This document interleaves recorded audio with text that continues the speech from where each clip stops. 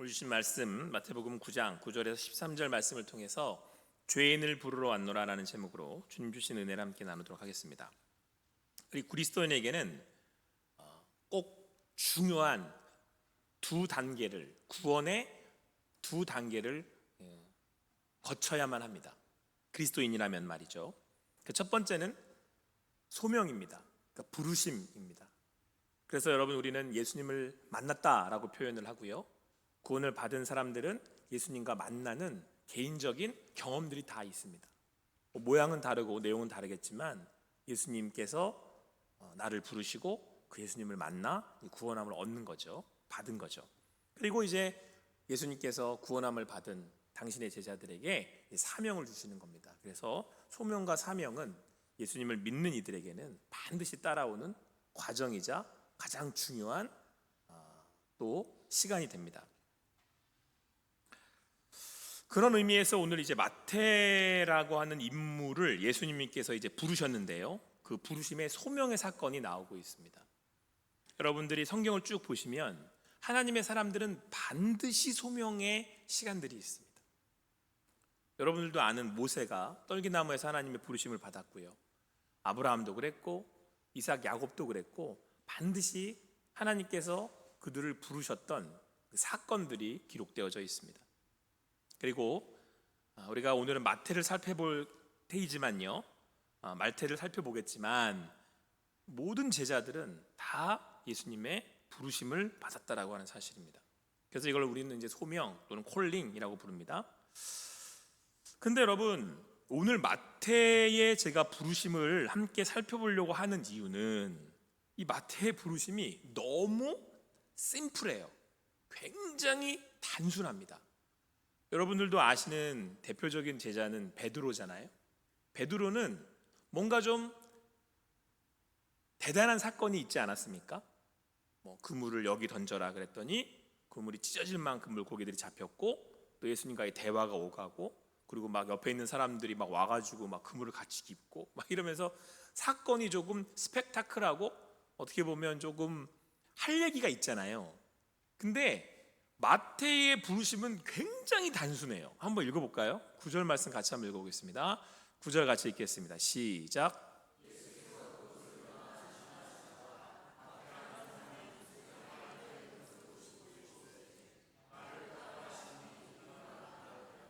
아멘.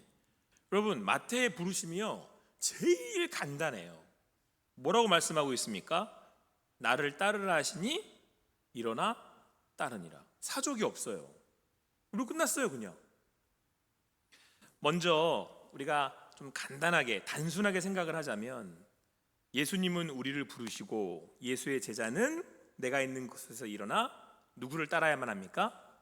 예수님을 따라야 합니다. 어떠한 상황과 어떠한 심경과는 관계없이 예수의 제자는, 예수를 믿는 이들은 예수를 따르는 겁니다. 어떤 그 선생님이 이제 가르치시는 분이 이렇게 사람들에게 이제 묻는 질문을 제가 들었습니다. 당신은 당신을 누구라고 소개를 합니까? 라고 이렇게 물었어요.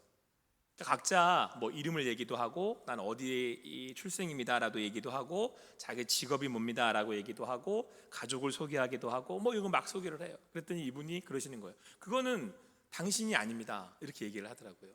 이제 그러면서 결론은 이것을 찾아가는 것이 인생이고, 또 이것을 아는 것이 중요합니다. 이제 이것을 가는 과정이 중요합니다. 이제 그 말씀을 하시고 싶었던 건데, 자, 그분이 저한테 물으면 저는 뭐라고 대답할 것 같으세요? 그분이 저한테 당신은 누구십니까? 라고 물으면 저는 뭐라고 대답할 것 같으세요? 오늘 여기 답이 있어요. 말씀에 제가 뭐라고 대답을 할까요? 저는 예수를 따르는 사람입니다. 이게 저의 정체성입니다. 여러분들은 여러분을 누구라고 소개하시겠습니까? 예수를 믿는다는 건 예수를 따라 사는 거예요. 여러분들은 누구를 따르고 계십니까? 누구를 따라가고 계십니까? 그게 믿는 거예요. 사랑하는 성도 여러분, 오늘 마태는 예수님을 일어나 따랐습니다. 우리는 예수를 믿는 사람들입니다. 아무쪼록 이 말씀에 힘입어 주님을 따르는 여러분과 제가 되기를 간절히 소망합니다. 마태는 오늘 말씀에 따르면 주저하지 않고 예수를 따랐습니다. 자, 그렇다면 그 마태가 그렇게 주저하지 않고 예수를 따랐던 그 비결은 어디에 있겠습니까? 오늘 짧은 말씀이지만 오늘 구절은 우리에게 충분히 마태의 이 상황에 대해서 말씀해 주고 있습니다. 예수님께서 지나시다가 마태라는 사람이 세관에 앉아 있는 것을 보셨다, 이렇게 말씀하고 있어요. 그러니까 지금 여러분, 마태는 열심히 세관에서 일을 하고 있는 겁니다. 세리의 일을 하고 있었던 겁니다. 그리고 예수님께서는 그러니까 세관에 가셔서 세관에서 일하고 있는 세리 마태를 보고 나를 따라와라 라고 말씀을 하신 거죠. 그런데 여러분, 오늘 이 상황은 단순하게 기록되고 있지만 그렇게 쉽게 이해될 수 있는 상황은 아닙니다. 왜 그러느냐? 유대인 사회, 이 당시에 있어서의 유대인 사회에서의 세리는 곧 죄인이었어요. 그러니까 유대인들은 부정한 것과는 함께하지 않거든요. 그래서 세리는 그냥 부정한 거예요. 사람 취급을 안 해요. 죄인인 거죠. 같이 할 수 없는 사람들인 거예요. 그래서 여러분들, 유대인들은 회당에 함께 모여서 자기들의 신앙을 지켜갔거든요. 유다인들 당시에는, 이 당시에는 로마의 속국이었으므로 유대인들이 뿔뿔이 각지에 흩어져 있었습니다. 자기들이 신앙생활을 성경 중심으로 할 수가 없으니까 지었던 게 회당이었어요. 그래서 회당에 모여서 이제 우리가 드리는 자기 나름대로 예배를 드린 겁니다. 그런데 이때 여기 세리는 못 들어가요, 회당에. 그러니까 내가 유대인이지만 유대인으로 살 수가 없는 거죠. 그러니까 세리들이 이 당했을 마음의 소외감과 이 죄책감은 말로 할 수가 없는 거죠. 그리고 더군다나 지금 마태는 돈이 많아요. 돈을 많이 번 사람입니다. 당시에 이 세리들은 이 돈을 많이 벌었던 그런 사람들이거든요. 근데 그는 이렇게 생각했을 겁니다. 돈으로도 내 영혼의 비참함과 소외는 해결할 수가 없구나. 나는 하나님께 영원히 버림받아서 스스로의 힘으로는 절대 여기서 빠져나갈 수가 없는 소망 없는 죄인이구나. 날이 지날수록 사람들과 함께 할수록 그런 소외감과 죄책감은 더해갔을 것입니다. 그런데 오늘 많은 사람들이 따르는 예수 그리스도께서 다른 곳도 아니고 세간에 오셔서 자기를 부르신 거예요. 여기에 오늘 그 마태의 다쳤던 상처받은 마음이 열린 첫 번째 이유입니다. 그 누구도 자기를 부르지 않고 자기와 함께 하려고 하지 않는, 그렇게 소외감을 느꼈을 마태에게 예수님께서 찾아오신 거예요. 여러분, 예수님의 별명이 뭐라고 제가 말씀드렸습니까? 임마누엘. 임마누엘의 뜻이 뭐죠? 예수님이 우리와 함께 하신다는 거잖아요. 우리가 여러분 예수님을 믿는다라고 했었을 때 여러분 첫 번째 가장 중요한 게 뭐라고 말씀드렸습니까? 소명, 부르심이에요. 예수를 믿는 사람들은 소명의 사건을 다 가지고 있어요. 그래서 여러분 그것을 간증하는 겁니다. 내가 예수님을 이렇게 만났습니다 라고요.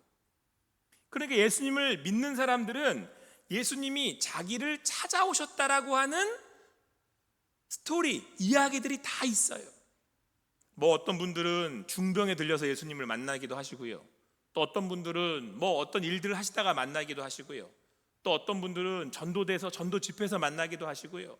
또 어떤 분들은 찬양 집회에서 감동적으로 하나님을 만나기도 하시고요. 여하튼 모양은 다르고 상황은 다르지만 우리가 예수님을 따를 수 있는 첫 번째 비결은 예수님이 나에게 찾아오셨다라고 하는 거예요. 그래서 여러분, 그 예수님을 만난 감동, 나를 찾아오신 예수 그리스도로 인한 그 감격을 우리는 간증하는 겁니다. 우리 오후 찬양 예배 시간에 이제는 좀 우리가 여러분들의 그 예수님을 만난 스토리를 좀 들었으면 좋겠습니다. 그래서 간증을 원하시는 분들은 우리 백광현 목사님께 좀 이렇게 신청을 해주시면 그 예수님을 만난 나의 그 감동, 간증을 이렇게 하실 수 있는 시간을 드리도록 하겠습니다. 여러분들, 우리는 전도가 어렵다고 얘기하는데요, 전도의 첫 번째가 뭔지 아십니까? 내가 만난 예수님을 전하는 게 전도예요. 내가 예수님 만났거든, 내가 이렇게 예수님 만났거든. 사랑하는 성도 여러분, 예수님께서 나를 찾아오셨습니다.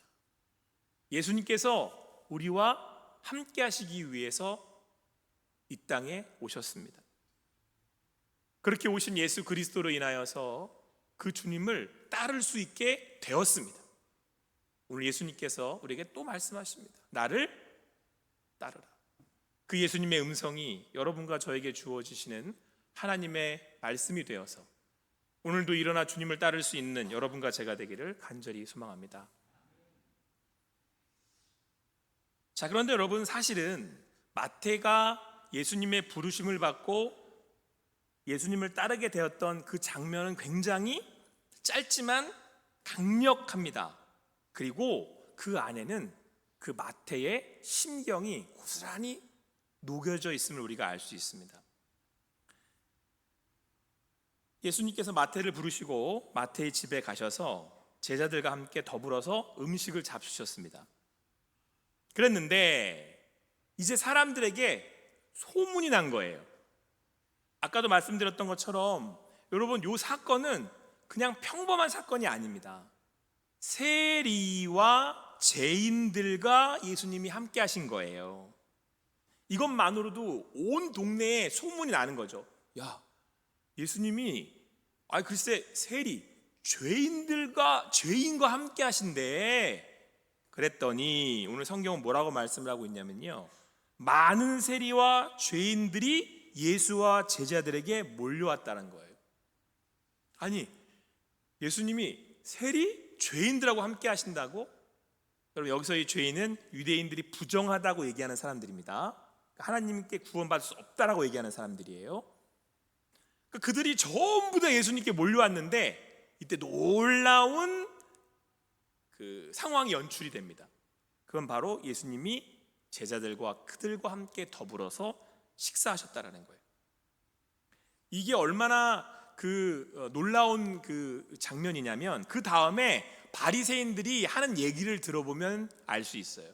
바리새인들이 제자들을 향해서 이렇게 합니다. 야,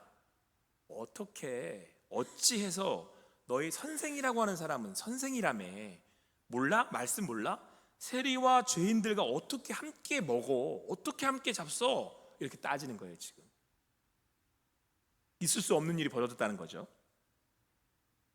그러니까 예수님께서 그 말씀을 들으셨다라고 성경은 말씀하고 있습니다. 그리고 이렇게 말씀을 하십니다. 건강한 자에게는 의사가 쓸데없고 병든 자에게라야 쓸데있느니라. 그리고 이제 유명한 호세아 6장 6절 말씀 인용을 하세요. 너희는 가서 내가 긍휼을 원하고 제사를 원하지 아니하노라 하신 뜻이 무엇이든지 배워라. 좀 말씀의 뜻을 좀 잘 알아라, 이 말씀이죠. 나는 의를 부르러 온 것이 아니요 죄인을 부르러 왔노라 하시니라. 오늘 마태는 예수님의 부르심에 일어나 예수님을 따랐습니다.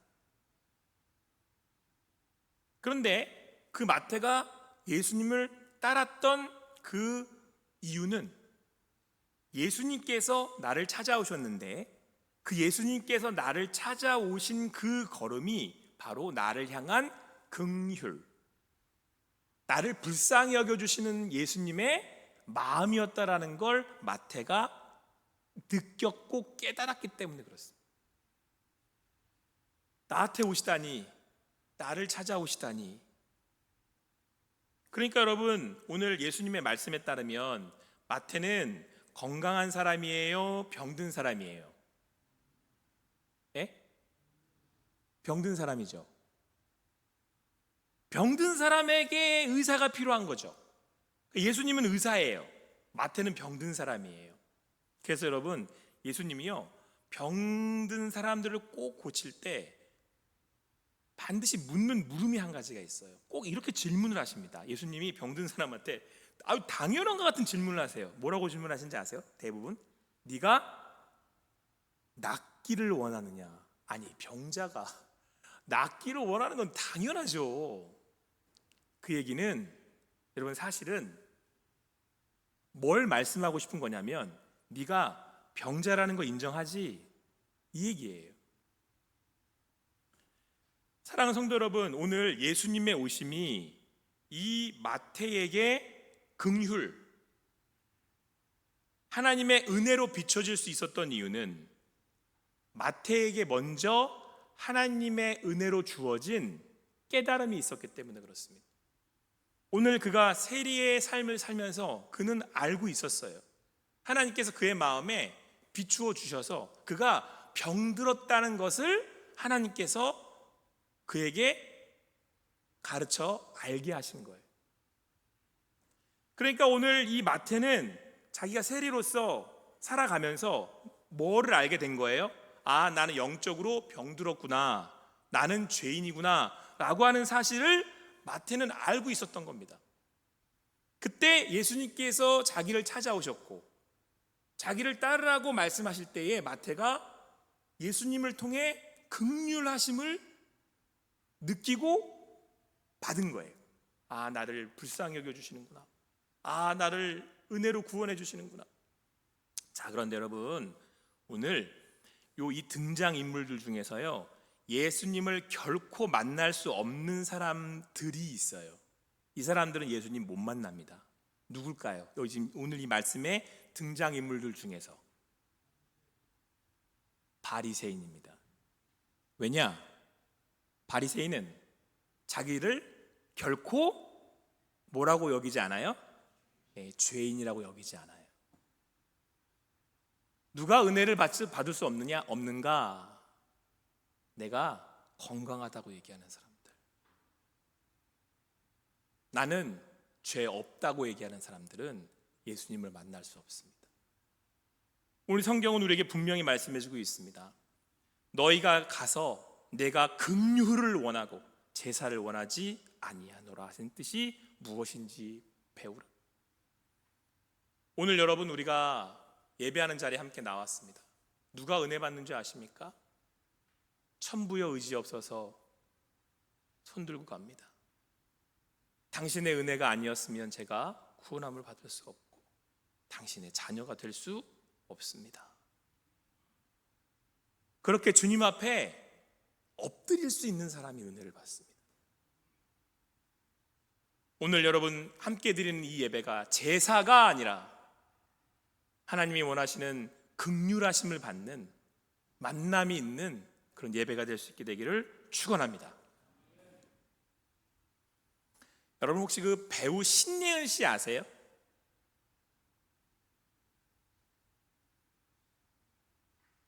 그렇게 하면 모르실까봐 제가 더 글로리 드라마는 아세요? 거기에 악역으로 나왔던 박연진 아시죠?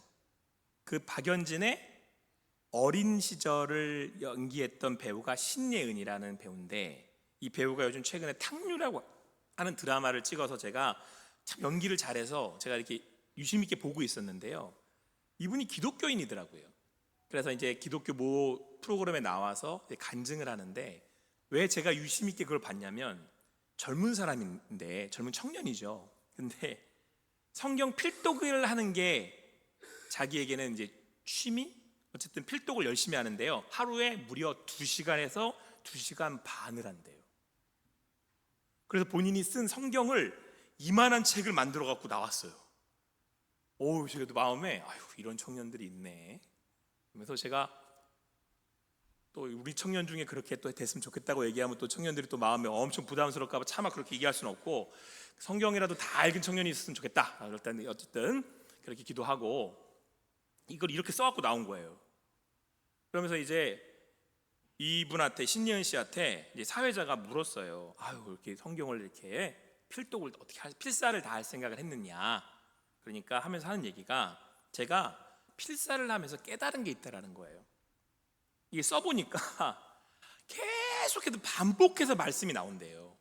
처음에는 약간 그게 지루하게 느껴지더래요. 아니, 똑같은 말씀이 또 나오네. 또 나왔는데 또 나와. 근데 그게 뭐였냐면, 내가 너희를 애굽 땅에서 건져냈다. 이 말씀이 자꾸 반복해서 나오더라는 거예요. 하나님이 잊어버릴 만하면 또 하고, 잊어버릴 만하면 또 하고. 그래서 자기가 함께 자꾸 쓰다가 반복돼서 약간은 지루해가지고 좀 그랬는데, 상황을 보니까 이게 어떤 상황이냐면 이렇더래요. 이스라엘 백성들이 죄를 짓고 하나님이 말씀하시니까 다시 회개했어요. 근데 또 죄를 짓더라는 거예요. 이걸 계속 반복을 하니까 하나님이 그때마다 내가 너희를 애굽으로부터 구원해냈고, 내가 너희를 애굽으로부터 구원해냈고, 계속 이 말씀이 반복하시더라는 거예요. 처음엔 지루해 죽는 줄 알았는데 계속해서 이 말씀을 이게 필사하다 보니까 그동안 자기가 듣지 못한 하나님의 음성을 듣게 됐다는 거예요. 내가 이스라엘 백성이구나. 내가 그렇게 죄를 짓는 죄인의 삶을 살아왔구나. 내가 죄인이구나. 여러분, 신예은 씨는 이 필사를 통해서 예수님 만난 거예요. 내가 죄인이구나. 자, 여러분, 내가 죄인임을 깨달으면, 내가 도저히 용서받을 수 없는 죄인인 것을 깨달을 때에 예수님이 나한테 뭐가 되는 거예요? 의사가 되는 거예요. 그분이 나에게 베풀어 주신 은혜가 한량없는 거예요. 그래서 바울이 고백하잖아요. 뭐가 더한 곳에 은혜가 더해요? 죄가 더한 곳에 은혜가 더한 거예요. 그래서 여러분, 예수님을 믿었다라는 건 내가 어떤 죄인이라고 하는 사실을 점점 더 깊이 깨달아가는 거예요. 그 주님의 은혜가 이 자리에 함께 모이신 우리 성도님들의 삶 가운데 온전히 함께 하시게 되기를 축원합니다. 근데 여러분, 이렇게 우리가 내가 죄인임을 깨닫고, 그래서 하나님의 그 은혜가 얼마나 큰지를 깨달으면 나타나는 첫 번째 반응이 뭔지 아십니까? 감사겠죠. 날 구원, 티키타카가 돼야지. 날 구원. 첫 번째가 감사예요. 이 죄인을 구원하셨는데 감사하죠. 우린 감사로 살아요. 근데 여러분, 이게 어떤 능력을 갖는지 아십니까? 1만 달란트 탕감을 받은 사람은요, 이 세상의 상황이 어떻게 된다 해도 아무런 미동이 없어요. 왜요? 내가 1만 달란트 탕감을 받았는데 저거 저렇게 되면 어떻고, 요거 이렇게 되면 어때요? 관계없어요. 나는 구원받았으니까. 우리의 감사는요, 이거 하나로 다 끝나는 거예요. 그리고 두 번째 반응이 일어납니다. 구원받은 사람들은, 긍휼하심을 받은 사람들은 두 번째 반응이 뭔지 아세요? 전해요. 어떻게 안 전해요? 그거를 어떻게 안 전할 수 있어요? 그 은혜가 너무 큰데요.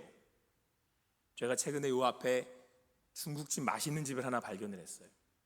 제가 중국집 얘기만 나오면 어떡할까요? 뭐 어떡해요? 그 집 얘기를 하지. 여기 가보세요. 여기. 좀 이따 또 저한테서 물어보실 것 같은데, 여러분, 맛있는 맛집을 발견해도 그 집을 광고하잖아요. 생명의 양식이 되시는 예수님을 내가 만났는데 어떻게 안 전해요? 세 번째, 예수님을, 그분의 긍휼하심을 받은 이들은 세 번째 이렇게 합니다. 고린도전서 15장 10절에 이렇게 말씀하고 있습니다. 바울이 이렇게 고백합니다. 그러나 내가 나 된 것은 하나님의 은혜로 된 것이니 내게 주신 그의 은혜가 헛되지 아니하여 내가 모든 사도보다 더 많이 수고하였으나 내가 한 것이 아니요 오직 나와 함께 하신 하나님의 은혜로라. 할렐루야.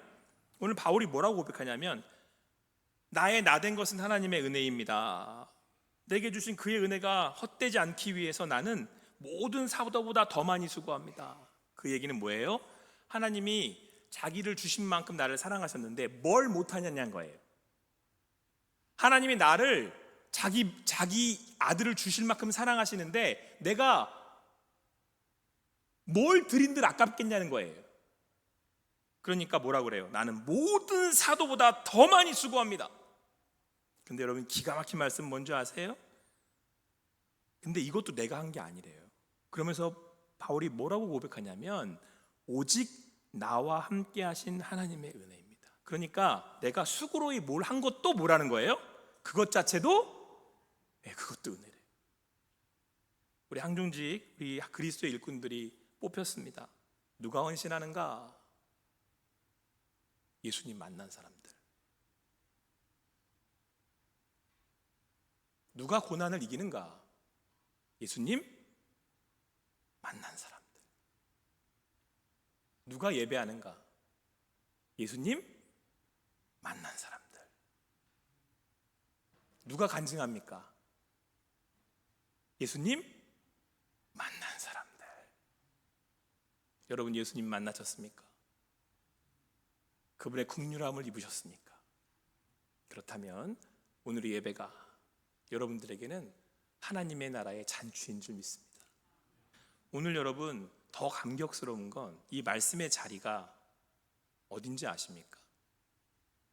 그렇게 유대인들이 무시하는 세리, 죄인들이 죄다 모여가지고 예수님과 함께 식사를 나눴대. 이 자리가 구원의 기쁨으로 함께 감격하여 떡을 떼는 하나님 나라의 잔치가 된 거예요. 여러분과 제가 구원의 감사함으로 교회를 이루어가면 이 교회는 뭐가 벌어지겠습니까? 하나님 나라의 잔치가 벌어지는 거예요.